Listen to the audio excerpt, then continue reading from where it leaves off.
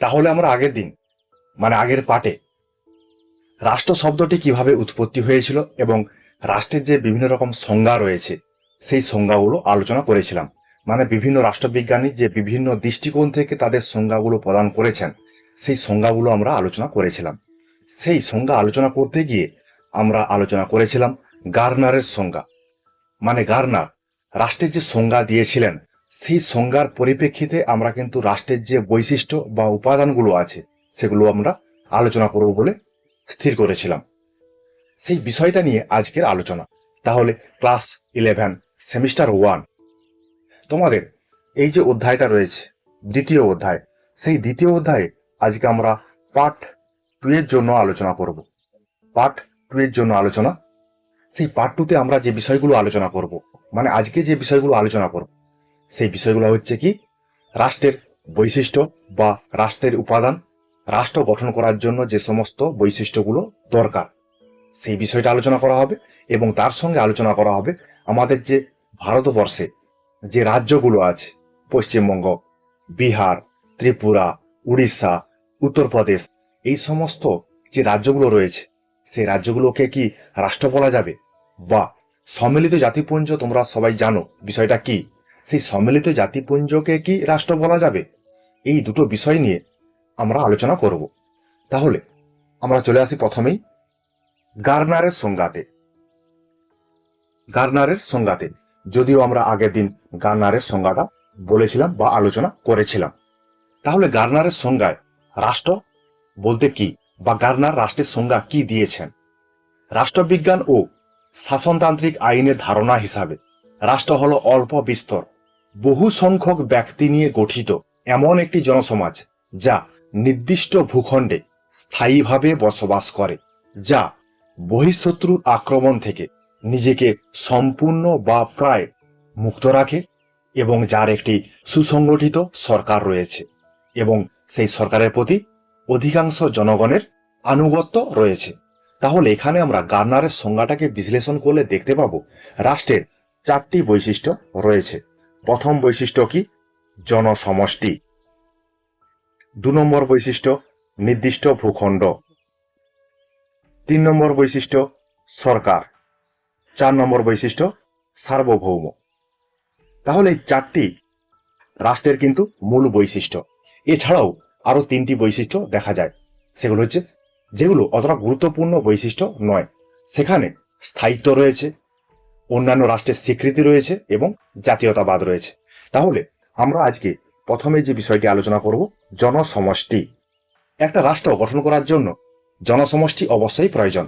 যদি একটা রাষ্ট্রে জনগণ না থাকে তাহলে সেই রাষ্ট্রটা জনশূন্য হয়ে যাবে, মানে তাকে রাষ্ট্র বলাই যাবে না। সেই জন্য রাষ্ট্রের প্রধান এবং প্রথম উপাদান হচ্ছে জনসমষ্টি বা জনগণ। মানে জনসমষ্টিকে বাদ দিয়ে রাষ্ট্রের কল্পনা কোনোভাবেই কিন্তু করা সম্ভব নয়, মানে করা যাবে না। যেখানে জনগণ নেই সেখানে কোনোভাবেই রাষ্ট্র সৃষ্টি হতে পারে না। এই যে রাষ্ট্রে জনগণ রয়েছে সেই জনগণকে আমরা কয়েকটি ভাগে ভাগ করতে পারি। সেগুলো কি কি? প্রথমে রয়েছে সম্পূর্ণ নাগরিক, 2 নম্বরে রয়েছে অসম্পূর্ণ নাগরিক, 3 নম্বরে রয়েছে বিদেশি, 4 নম্বরে রয়েছে প্রজা। তাহলে সম্পূর্ণ নাগরিকটা কি? সম্পূর্ণ নাগরিক হচ্ছে তারাই যারা রাষ্ট্রে ভোট প্রদান করতে পারে, মানে যে সমস্ত জনগণের ভোটাধিকার রয়েছে, ভোট প্রদান করতে পারে এবং রাষ্ট্রের কাছ থেকে সকল রকম অধিকার ভোগ করতে পারে, তাদেরকে বলা হবে তোমার সম্পূর্ণ নাগরিক। অসম্পূর্ণ নাগরিকটা কি? অসম্পূর্ণ নাগরিক হচ্ছে বা সেই নাগরিককেই অসম্পূর্ণ নাগরিক বলা হবে যারা ভোটাধিকার প্রয়োগ করতে পারে না। এটা গেল অসম্পূর্ণ নাগরিক। এবারে আমরা আসি বিদেশি। বিদেশি বলতে একটা রাষ্ট্রের নাগরিক যখন অন্য রাষ্ট্রে গিয়ে বসবাস করছে তখন সেই রাষ্ট্রের যারা গিয়ে বসবাস করছে তাদেরকে বলা হচ্ছে বিদেশি, মানে তারা এই রাষ্ট্রের নাগরিক নয়, অন্য রাষ্ট্র থেকে এই রাষ্ট্রে কাজের সূত্রে, পড়াশোনার স্বার্থে, চাকরির স্বার্থে এসে কিন্তু রয়েছে, আছে, এই জন্য তাদেরকে বলা হবে বিদেশি। 4 নম্বরে যেটা রয়েছে সেটা হচ্ছে প্রজা। যখন কোনো একটা অঞ্চল অন্য কোনো রাষ্ট্রের দ্বারা অধিকৃত হয় বা পরাধীন করে রাখে একটা অঞ্চলকে, সেই অঞ্চলের জনগণ তখন ওই রাষ্ট্রের কাছে পরাধীন জনগণ। সেই যখন পরাধীন জনগণ হয়ে যাচ্ছে তাদেরকে বলা হচ্ছে কি প্রজা। যেমন ধরতে পারো আমাদের ভারতবর্ষের কথা, 1947 সালের 15ই আগস্টের আগে ভারতীয় নাগরিকরা ব্রিটিশদের প্রজা হিসাবে পরিচিত ছিল। তাহলে একটা রাষ্ট্রে যে সমস্ত জনগণ রয়েছে, জনসমষ্টি রয়েছে, সেই জনসমষ্টির মধ্যে কারা রয়েছে? সম্পূর্ণ নাগরিক, অসম্পূর্ণ নাগরিক, প্রজা এবং বিদেশি। তাহলে এই যে জনগণ রয়েছে একটা রাষ্ট্রে, সেই জনগণের সংখ্যা কত হতে পারে, মানে একটা রাষ্ট্রে কতজন জনসংখ্যা থাকলে তাকে রাষ্ট্র বলা যাবে। এই প্রসঙ্গে প্লেটো অভিমত পোষণ করেছেন, একটা রাষ্ট্রে যদি 5,000 জনগণ থাকে তাহলে সেটাকে রাষ্ট্র বলা যাবে। আবার অন্যদিকে অ্যারিস্টটল, প্লেটো এরাও কিন্তু জনসংখ্যা নির্ধারণ করেছেন, মানে একটা রাষ্ট্রে কত সংখ্যক জনগণ থাকলে তাকে রাষ্ট্র বলা যাবে। এই প্রসঙ্গে রুসো বলেছেন, রাষ্ট্রের ভূখণ্ড ও জনসংখ্যার আয়তনের মধ্যে একটা সমানুপাত হওয়া দরকার। রুসো সুপারিশ করেছেন একটা আদর্শ রাষ্ট্রে 10,000 জনসংখ্যা থাকা জরুরি, মানে 10,000 জনসংখ্যার বেশি হওয়া উচিত নয়। 10,000 জনসংখ্যার বেশি যদি জনসংখ্যা হয়ে যায় একটা রাষ্ট্রে, সে রাষ্ট্রটাকে আদর্শ রাষ্ট্র বলা যাবে না। তবে বর্তমানে পরিপ্রেক্ষিতে যদি আমরা আলোচনা করি, তাহলে এই যে প্লেটো, রুসো এরা যে ধারণাটা দিয়েছেন, এটা কিন্তু কোনোভাবেই সম্ভব নয়। আধুনিক যে রাষ্ট্রগুলো রয়েছে, যেমন সান মেরিনো, পানামা সিটি, এদের জনসংখ্যা খুব কম, অল্প সংখ্যক জনসংখ্যা নিয়ে একটা রাষ্ট্র গঠিত হয়েছে। আবার অন্যদিকে দেখো, ভারতবর্ষ, রাশিয়া, চীন, আমেরিকা, এই সমস্ত রাষ্ট্রে কিন্তু বিপুল বিপুল পরিমাণে জনসংখ্যা রয়েছে। আমাদের ভারতবর্ষে কত রয়েছে? এখনো প্রায় 140 কোটি জনগণ। তাহলে কাম্য জনসংখ্যা কত হবে সেটা কিন্তু নির্দিষ্ট করে বলা যায় না। তবে এটা নিশ্চিত যে একটা রাষ্ট্রে জনসংখ্যা থাকতেই হবে বা জনগণ থাকতে হবে, জনসমাজ থাকতে হবে। জনসমাজহীন রাষ্ট্র কোনোভাবেই গঠন করা যেতে পারে না। এরপরে আমরা চলে আসি 2 নম্বর যে পয়েন্টটা আছে, নির্দিষ্ট ভূখণ্ড। নির্দিষ্ট ভূখণ্ড একটা রাষ্ট্র গঠনের পিছনে অপরিহার্য উপাদান বা রাষ্ট্র গঠনের ক্ষেত্রে একটা উল্লেখযোগ্য বৈশিষ্ট্য। যদি মানুষ যাযাবরের মতো এদিক ওদিক ঘুরে বেড়ায়, তাহলে কিন্তু কোনোভাবেই রাষ্ট্র গঠন করা যেতে পারে না। একটা উদাহরণ দিলে তোমরা হয়তো বুঝতে পারবে। দ্বিতীয় বিশ্বযুদ্ধের আগে পর্যন্ত ইহুদি জনগোষ্ঠী তারা কিন্তু যাযাবরের মতো এদিক ওদিক ঘুরে বেড়াতো, তাদের জন্য নির্দিষ্ট কোনো ভূখণ্ড ছিল না। কিন্তু 1948 সালে যখন ইহুদিরা একটা জায়গাতে স্থায়ীভাবে বসবাস করতে শুরু করলো, তখন ইসরায়েল নামক একটি রাষ্ট্র কিন্তু গঠন করা হলো। মানে বিষয়টা বুঝতেই পারছো তোমরা, নির্দিষ্ট ভূখণ্ড তখনই আসবে যখনই সেই রাষ্ট্রে জনগণ স্থায়ীভাবে বসবাস করতে শুরু করবে, একটা নির্দিষ্ট অঞ্চল থাকবে সেই জনগণের জন্য। তাহলে নির্দিষ্ট ভূখণ্ডটা কি? নির্দিষ্ট ভূখণ্ড বলতে একটা সীমারেখা, সেই সীমারেখার মধ্যে তোমার থাকবে পর্বত, পাহাড়, গাছপালা, বন, নদী, নালা, আকাশপথ, সমুদ্র উপকূল, এই সমস্ত বিষয়গুলো নিয়েই কিন্তু একটা নির্দিষ্ট ভূখণ্ড গড়ে উঠতে পারে, গড়ে উঠে। তবে একটা বিষয়, সমুদ্র উপকূলে কত কিলোমিটার পর্যন্ত একটা রাষ্ট্রের নির্দিষ্ট ভূখণ্ডের সীমানা হবে, মানে কোনো রাষ্ট্রই নির্দিষ্ট করতে পারেনি। কোনো রাষ্ট্র 12 মাইল, কোন রাষ্ট্র 14 মাইল, কোন রাষ্ট্র 2 মাইল, তারা কিন্তু সমুদ্র উপকূলের অংশটাকে তাদের নির্দিষ্ট ভূখণ্ডের অন্তর্ভুক্ত করে থাকে। এক্ষেত্রে কিন্তু নির্দিষ্ট কোনো নিয়ম নেই। তবে একটা বিষয় আমাদের মনে রাখতে হবে, একটি রাষ্ট্রের আকাশ সীমা সেটাও কিন্তু নির্দিষ্ট করে দেওয়া রয়েছে। সেই নির্দিষ্ট আকাশ সীমার বাইরে আন্তর্জাতিক বিমানগুলো চলাফেরা করতে পারে। তাহলে দেখো, একটা ভূখণ্ড, সেই ভূখণ্ডের সমুদ্র কতটা পর্যন্ত রয়েছে, আকাশপথ কতটা পর্যন্ত রয়েছে, এই সমস্ত বিষয়গুলোকে নিয়ে গড়ে উঠেছে নির্দিষ্ট ভূখণ্ড।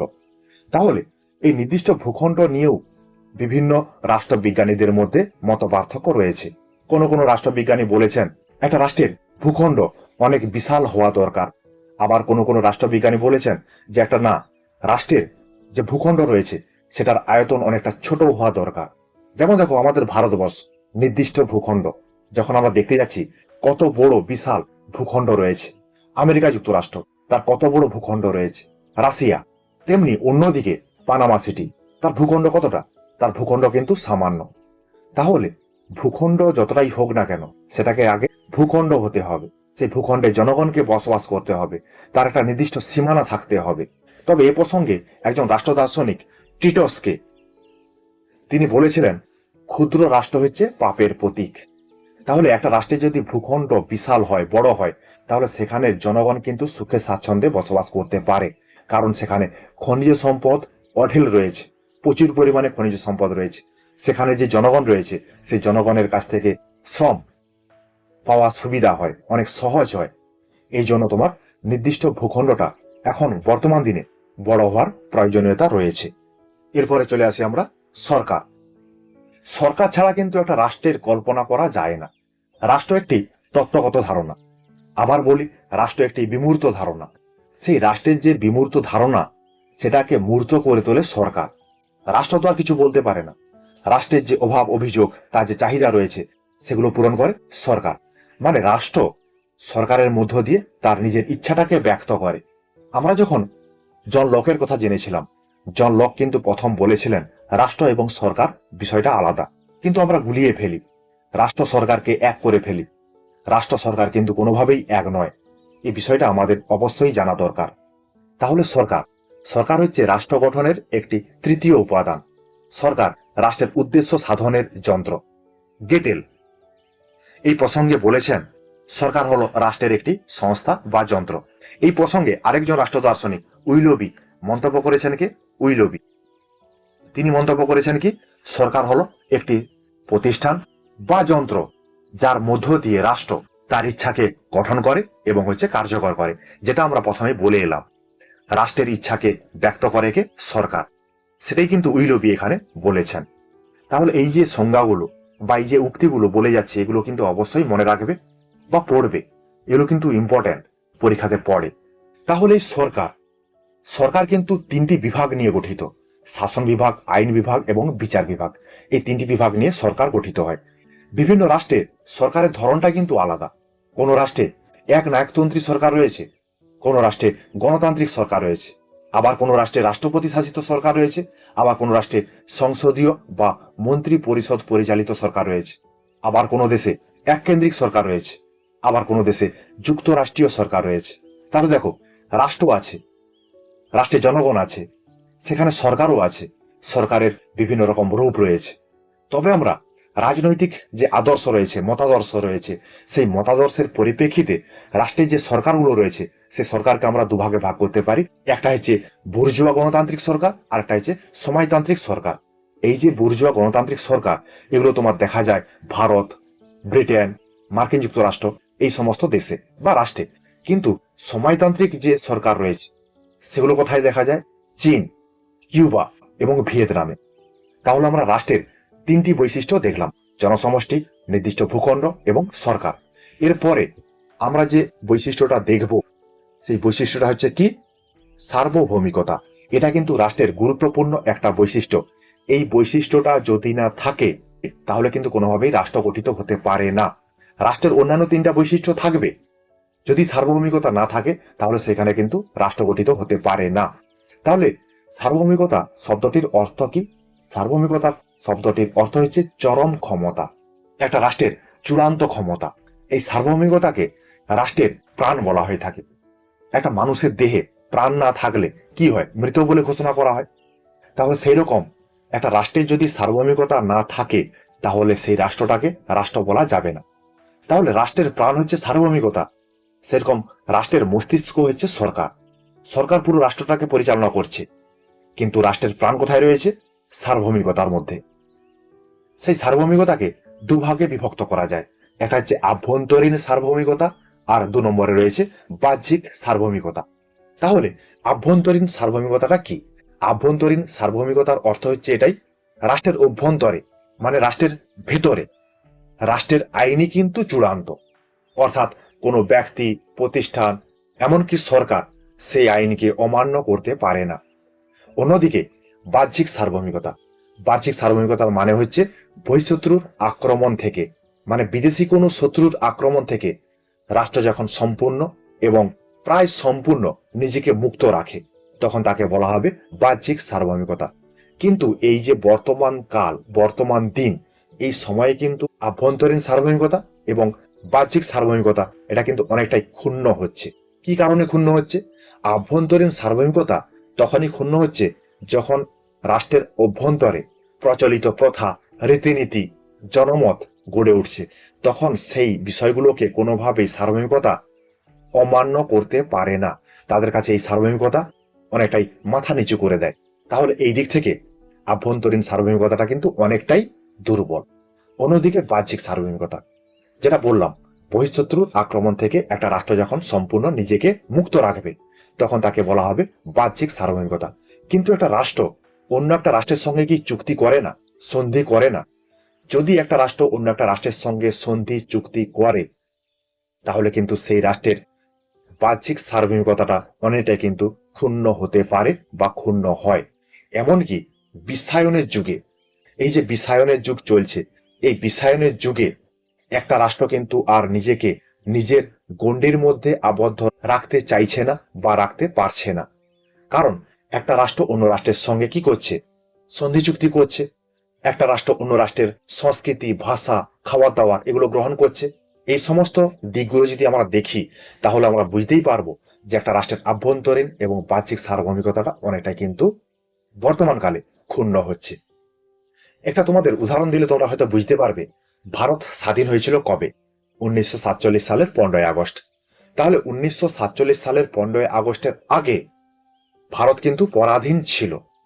সেই পরাধীন থাকার কারণে ভারতে কোন রকম কোনো সার্বভৌমিকতা ছিল না। এই জন্য ভারতকে তখন রাষ্ট্র বলা হতো না। ঠিক আছে, এরপরে আমরা চলে আসি রাষ্ট্রের যে অপ্রয়োজনীয় বৈশিষ্ট্যগুলো রয়েছে। সেই বৈশিষ্ট্যগুলোর মধ্যে, সেগুলোর মধ্যে কি আছে? প্রথমে আছে স্থায়িত্ব। আধুনিক যে রাষ্ট্রবিজ্ঞানীগণ রয়েছেন, তারা বলেছেন রাষ্ট্রের স্থায়িত্ব কিন্তু একটা গুরুত্বপূর্ণ বিষয়। তারা বলেছেন রাষ্ট্র যদি স্থায়ী না হয়, তাহলে তাকে কোনোভাবেই রাষ্ট্র বলে অভিহিত করা যাবে না বা রাষ্ট্র বলা যাবে না। এই প্রসঙ্গে মার্ক্সবাদীগণ একটা কথা বলেছেন। তারা বলেছেন রাষ্ট্র কোনোভাবেই চিরস্থায়ী প্রতিষ্ঠান নয়। মানে তারা রাষ্ট্রকে চিরস্থায়ী বলে গণ্য করছেন না। কারণটা কি? কারণটা হচ্ছে এটাই, তারা মনে করেন রাষ্ট্র হচ্ছে শ্রেণী শোষণের হাতিয়ার। এক শ্রেণী অপর শ্রেণীকে শোষণ করার জন্য রাষ্ট্র নামক হাতিয়ারটা ব্যবহার করে। যখন এই শোষণের বিষয়টা থাকবে না, তখন রাষ্ট্র নামক যন্ত্রটাও আর থাকবে না। শোষণ কে কাকে করছে?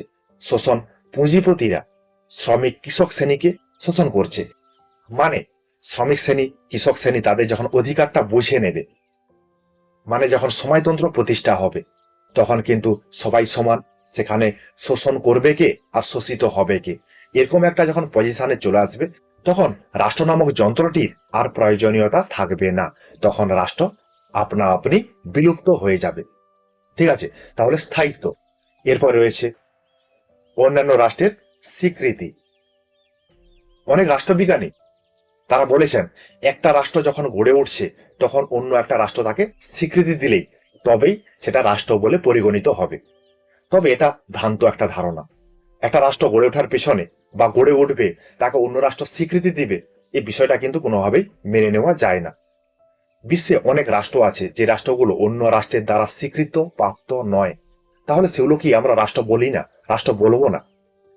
তবে রাষ্ট্রবিজ্ঞানের যে বৈশিষ্ট্যগুলো আলোচনা করলাম, তার মধ্যে একটা বৈশিষ্ট্য আমরা পড়তে পারি আন্তর্জাতিক স্বীকৃতি। তারপরে 3 নম্বরের যে পয়েন্টটা রয়েছে জাতীয়তাবাদ। তাহলে জাতীয়তাবাদটা কি? জাতীয়তাবাদটা হচ্ছে এটাই, যখন একটা নির্দিষ্ট ভূখণ্ডে বসবাসকারী জনসমাজ যদি জাতীয়তাবাদের বন্ধনে আবদ্ধ হয়, তাহলে সেখানে রাষ্ট্র গড়ে উঠতে পারে। তাহলে এর বিপরীতটা কি? একটা নির্দিষ্ট ভূখণ্ডে জনগণ যদি জাতীয়তাবাদে উদ্বুদ্ধ না হয়, সেখানে রাষ্ট্র গঠিত হতে পারে না। এ প্রসঙ্গে একটা উল্লেখযোগ্য উদাহরণ ভারতবর্ষ। ভারতবর্ষ স্বাধীনতা সংগ্রামের জন্য ভারতবর্ষের জনগণ যারা ছিল, তারা কি করছে? জাতীয়তাবোধে উদ্বুদ্ধ হয়েছে এবং ব্রিটিশদের তাড়িয়েছে। তারপরে ভারত রাষ্ট্র প্রতিষ্ঠা হয়েছে। তাহলে জাতীয়তাবাদ কিন্তু রাষ্ট্র গঠনের ক্ষেত্রে গুরুত্বপূর্ণ একটা উপাদান হিসাবে আমরা ধরতে পারি। তাহলে আমরা রাষ্ট্র গঠনের যে গুরুত্বপূর্ণ 4টি উপাদান, সেগুলো আলোচনা করলাম, এবং রাষ্ট্র গঠনের জন্য যে অপ্রয়োজনীয় উপাদান যেগুলো রয়েছে, সেগুলোও কিন্তু আমরা আলোচনা করলাম। তাহলে তোমরা বুঝতে পেরেছো। এরপর আমরা চলে আসি পশ্চিমবঙ্গ, বিহার, উড়িষ্যা, আসাম, এগুলোকে কি আমরা রাষ্ট্র বলবো না রাষ্ট্র বলবো না? বা সম্মিলিত জাতিপুঞ্জকে কি রাষ্ট্র বলবো না রাষ্ট্র বলবো না? একটা বিষয় লক্ষ্য রাখবে, যখন আমরা অনলাইনে কোনো ফর্ম ফিল আপ করি, বা তোমরা তো কদিন পরে 18 বছর হয়ে যাবে, তোমরা যখন ভোটার কার্ডের জন্য অ্যাপ্লাই করবে, অনলাইনে অ্যাপ্লাই করবে, সেই অনলাইনে অ্যাপ্লাই করার সময় তোমরা দেখতে পাবে স্টেট সিলেক্ট করতে হবে। স্টেট, STATE, স্টেট সিলেক্ট করতে বলবে। যখন স্টেট সিলেক্ট করবে, তখন দেখবে লেখা রয়েছে ওয়েস্ট বেঙ্গল। তাহলে আমরা স্টেট সম্পর্কে আলোচনা করলাম, সেখানে আমরা 4টি বৈশিষ্ট্য দেখলাম, উপাদান দেখলাম, কিন্তু আমরা পশ্চিমবঙ্গকে আবার স্টেট বলছি। তাহলে স্টেট সেই অর্থে কি পশ্চিমবঙ্গের সেই বৈশিষ্ট্যগুলো রয়েছে? আছে।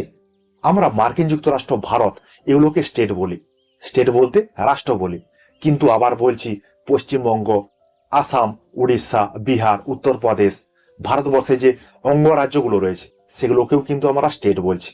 এটা ভুল ধারণা, ভুল বলা, আমরা ভুল জানি। আমাদের পশ্চিমবঙ্গ, উড়িষ্যা, বিহার, উত্তরপ্রদেশ রাজ্যগুলো রয়েছে সেগুলো কোনোভাবেই স্টেট নয়, সেগুলো রাজ্য। স্টেট হচ্ছে ইন্ডিয়া বা ভারতবর্ষ একটা স্টেট, আমেরিকা যুক্তরাষ্ট্র একটা স্টেট, চীন একটা স্টেট। ভারতবর্ষ যে গড়ে উঠেছে তার 4টি বৈশিষ্ট্য রয়েছে। জনসমষ্টি আছে, নির্দিষ্ট ভূখণ্ড আছে, সরকার আছে এবং সার্বভৌমিকতা রয়েছে। কিন্তু যখন আমরা পশ্চিমবঙ্গের কথা আলোচনা করছি, যখন আমরা বিহারের কথা আলোচনা করছি, যখন আমরা ত্রিপুরার কথা আলোচনা করছি, তখন সেগুলো আমরাকে বলতে হবে রাজ্য। দেখবে অনেক সময় আবার বলে আমাদের স্টেটে ইলেকশন আছে, আমাদের স্টেটে নির্বাচন রয়েছে। তাহলে সেই অর্থে কিন্তু এখানে স্টেট নয়, আমরা বাস করি পশ্চিমবঙ্গ রাজ্যে। পশ্চিমবঙ্গ রাজ্যে যে বাস করি সেখানেও কিন্তু নির্দিষ্ট ভূখণ্ড রয়েছে, সেখানেও জনগণ রয়েছে, সেখানেও তোমার সরকার রয়েছে। কিন্তু প্রশ্নটা হচ্ছে এখানেই, পশ্চিমবঙ্গের কি সার্বভৌমিকতা রয়েছে? এটাই হচ্ছে গুরুত্বপূর্ণ প্রশ্ন। পশ্চিমবঙ্গের কোন রকম কোনো সার্বভৌমিকতা নেই, কারণ পশ্চিমবঙ্গ, উড়িষ্যা, বিহার, মধ্যপ্রদেশ, উত্তরপ্রদেশ এই যে রাজ্যগুলো, এই রাজ্যগুলো হচ্ছে ভারতবর্ষের রাজ্য, অঙ্গরাজ্য। সেই অঙ্গরাজ্য হওয়ার জন্য পশ্চিমবঙ্গ বলো বা যে রাজ্যগুলো রয়েছে তার নিজস্ব কোনো এখতিয়ার নেই, সার্বভৌমিকতা নেই। যেমন ধরো পশ্চিমবঙ্গে রাষ্ট্রপতি শাসন জারি করা হবে, সেই রাষ্ট্রপতি শাসন জারি করে কে? রাষ্ট্রপতি। একটা রাজ্যের জন্য সংবিধানের 356 নম্বর ধারা অনুসারে রাষ্ট্রপতি শাসন জারি করেন। আবার দেখবে পশ্চিমবঙ্গে রাজ্যপাল রয়েছে, সাংবিধানিক প্রধান একটা রাজ্যের। সেই রাজ্যপালকে নিয়োগ করে কে? কেন্দ্র সরকার নিয়োগ করে। একটা রাজ্যের রাজ্যপাল কেন্দ্রের এজেন্ট হিসাবে কাজ করে। এছাড়াও একটা উল্লেখযোগ্য বিষয়, ভারত যেমন অন্যান্য রাষ্ট্রের সঙ্গে সন্ধি চুক্তি করতে পারে, সেক্ষেত্রে কিন্তু ভারতবর্ষের যে অঙ্গরাজ্যগুলো রয়েছে সেই অঙ্গরাজ্যগুলো নিজের নিজের উদ্যোগে অন্যান্য রাষ্ট্রের সঙ্গে সন্ধি চুক্তি করতে পারে না। এই কারণেই আমরা কি বলবো, ভারতবর্ষের যে অঙ্গরাজ্যগুলো রয়েছে সেই অঙ্গরাজ্যগুলো কোনোভাবেই স্টেট বলতে পারবো না বা পারি না, বলা উচিত নয়। এগুলো হচ্ছে ভারতবর্ষের এক একটি রাজ্য। ঠিক আছে, বোঝা গেছে? এবারে আসি আমরা সম্মিলিত জাতিপুঞ্জকে আমরা স্টেট বা রাষ্ট্র বলবো কিনা। রাষ্ট্র গঠনের জন্য যে 4টি উপাদান, সেই 4টি উপাদান সম্মিলিত জাতিপুঞ্জের নেই। যেমন নির্দিষ্ট ভূখণ্ড, জনসমষ্টি, সরকার এবং সার্বভৌমিকতা, এগুলো সম্মিলিত জাতিপুঞ্জের নেই। তবে আমরা যদি গভীরভাবে বিশ্লেষণ করি তাহলে আমরা দেখতে পাবো সম্মিলিত জাতিপুঞ্জের জনগণ বলতে বিশ্বের যে রাষ্ট্রগুলো রয়েছে সেই রাষ্ট্রের জনগণ। নির্দিষ্ট ভূখণ্ড যদি বলি তাহলে সম্মিলিত জাতিপুঞ্জের নির্দিষ্ট কোনো ভূখণ্ড নেই। একটা রাষ্ট্রের নির্দিষ্ট ভূখণ্ড রয়েছে, সম্মিলিত জাতিপুঞ্জের কিন্তু নির্দিষ্ট ভূখণ্ড নেই। যদি আমরা সরকার বলি, সেই সরকারের 3টি বিভাগ, শাসন বিভাগ, আইন বিভাগ, বিচার বিভাগ, এই 3টি বিভাগ সম্মিলিত জাতিপুঞ্জে রয়েছে।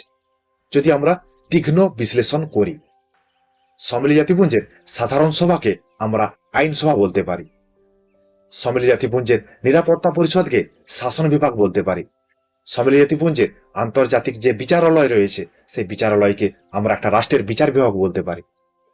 তাহলে সরকারটা রয়েছে। 4 নম্বর যে বৈশিষ্ট্য, সার্বভৌমিকতা, সম্মিলিত জাতিপুঞ্জের সার্বভৌমিকতা নেই। আবার একটা বিষয়, সম্মিলিত জাতিপুঞ্জের সদস্যপদ, সম্মিলিত জাতিপুঞ্জে কোনো ব্যক্তি কিন্তু তার সদস্যপদ গ্রহণ করতে পারেন না। মানে আমি, তুমি, কোনো ব্যক্তি সম্মিলিত জাতিপুঞ্জের সদস্যপদ গ্রহণ করতে পারি না। সম্মিলিত জাতিপুঞ্জে সদস্যপদ গ্রহণ করতে পারে শুধুমাত্র রাষ্ট্র। সেই জন্য সম্মিলিত জাতিপুঞ্জের সদস্য রাষ্ট্রের সংখ্যা 193। 193টি সদস্য রাষ্ট্রকে নিয়ে সম্মিলিত জাতিপুঞ্জ গঠিত হয়েছে। তাহলে প্রশ্ন আসতে পারে, সেই প্রশ্নগুলোর কিন্তু উত্তর এভাবেই দেবে, এমসিকিউ প্রশ্ন। তাহলে প্রশ্নটা কেমন, সম্মিলিত জাতিপুঞ্জকে কি রাষ্ট্র বলা যাবে কি না, না অর্ধেকটা বলা যাবে, না সম্পূর্ণ বলা যাবে, এইভাবে কোশ্চেনগুলো হয়। এমনকি সদস্য রাষ্ট্রগুলো যে সম্মিলিত জাতিপুঞ্জের সদস্য পদ গ্রহণ করবে এটাও কিন্তু বাধ্যতামূলক নয়। আমার ভারতবর্ষ যদি বলে যে আমি সম্মিলিত জাতিপুঞ্জের সদস্য পদ নেব না, এতদিন ছিলাম আর নেব না, না নিতেই পারে, কোনো অসুবিধা নেই। সদস্য পদটা নেওয়া কিন্তু কোনো রাষ্ট্রের ক্ষেত্রে বাধ্যতামূলক নয়। তাহলে এই সমস্ত দিক থেকে আমরা যদি বিচার বিশ্লেষণ করি তাহলে আমরা বলতে পারি সম্মিলিত জাতিপুঞ্জ কোনোভাবেই রাষ্ট্র নয়। ঠিক আছে, তাহলে আমরা পরের দিন তৃতীয় পার্টের জন্য কি কি আলোচনা করব, রাষ্ট্র এবং অন্যান্য সংগঠন, তাদের মধ্যে পার্থক্য এবং সাদৃশ্য, মানে যেটাকে আমরা বলি তুলনা, এবং রাষ্ট্রের সঙ্গে সরকারের পার্থক্য। ঠিক আছে, এই বিষয়গুলো আলোচনা করব। ঠিক আছে, তোমরা দেখবে, পড়বে, বন্ধু বান্ধবদের সঙ্গে আলোচনাগুলো শেয়ার করবে, কারণ এই ধরনের আলোচনাগুলো তোমাদের সামনে আসতে থাকবে। যারা এখনো পর্যন্ত এই চ্যানেলে যোগ দাওনি তারা অবশ্যই যোগ দিয়ে দেবে। ঠিক আছে, তোমাদের জন্য আমার এই কিঞ্চিত প্রয়াস।